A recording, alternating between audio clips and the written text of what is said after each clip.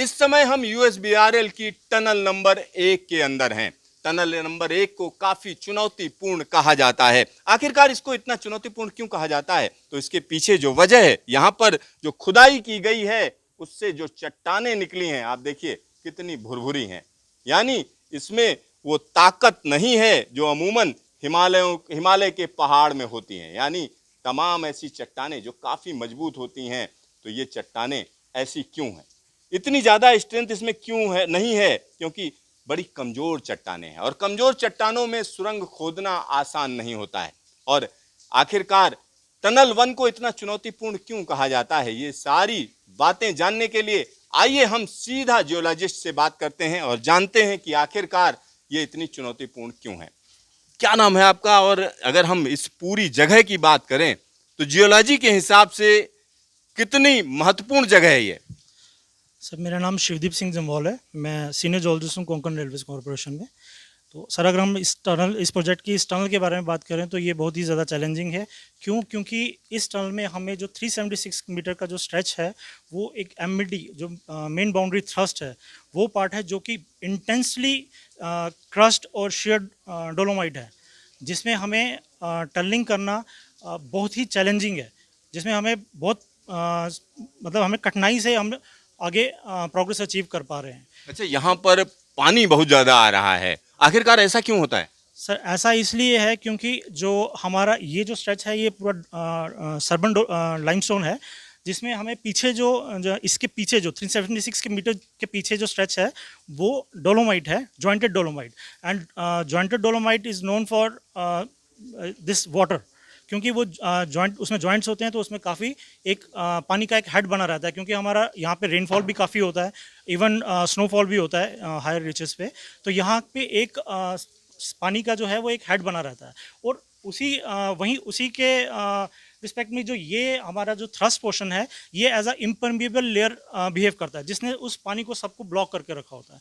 तो हमारे जब जिस तरह से हम एक्सकेवेट करते हैं जब, तो ये पानी जो है जो ऊपर जो सैचुरेट हुआ होता है, ये आहिस्ता आहिस्ता टूवर्ड्स हमारी इस ओपनिंग की तरफ मूव करता है, जो हमें फिर टनल में एक्सकेवेशन के दौरान काफ़ी प्रॉब्लम क्रिएट करता है। तो यहाँ पर मैं अगर साधारण भाषा में समझाऊं तो हिमालय का ये क्षेत्र है और हिमालय के इस क्षेत्र में जोरदार तरीके से बारिश होती रहती है, क्योंकि हिमालय तो इसी के लिए जाना जाता है, बर्फबारी भी होती है और यह पानी कहीं ना कहीं चट्टानों के अंदर से होता हुआ यहाँ तक पहुँचता है। और यहाँ पर जो चट्टानें हैं उसमें कहीं ना कहीं बीच बीच में फाड़ हैं, दरारें हैं, उन दरारों से ये पानी यहाँ पर इकट्ठा हो जाता है। लेकिन तब तक कोई दिक्कत नहीं होती है जब तक आप वहां तक नहीं पहुंचते, यानी टनलिंग नहीं करते हैं, तब तक दिक्कत नहीं होगी। जगह जगह आपने झरने देखे होंगे और जलप्रपात देखे होंगे, या कई बार जमीन से पानी निकलता हुआ हिमालय में आपने कई जगह पर देखे होंगे, चश्मे देखे होंगे।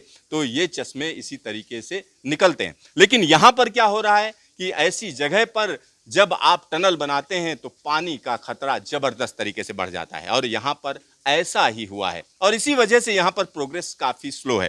अगर यहाँ की प्रोग्रेस के बारे में बात करें तो अभी की क्या स्थिति है? अभी हम लोग सर हर महीने 15 से 16 मीटर के आसपास हम लोग प्रोग्रेस अचीव कर रहे हैं।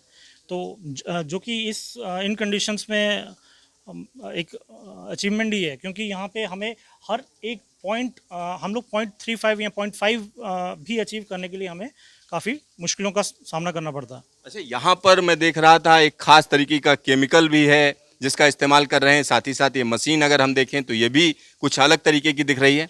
जी, वो ऐसा इसलिए है क्योंकि आप देख रहे हैं कि जो रॉक है वो बहुत सॉफ्ट है, तो हमें इस रॉक का एक स्टैंड अप टाइम बढ़ाने के लिए हम लोग इसे हम लोग केमिकल पॉलीयूरेथेन ग्राउट बोलते हैं।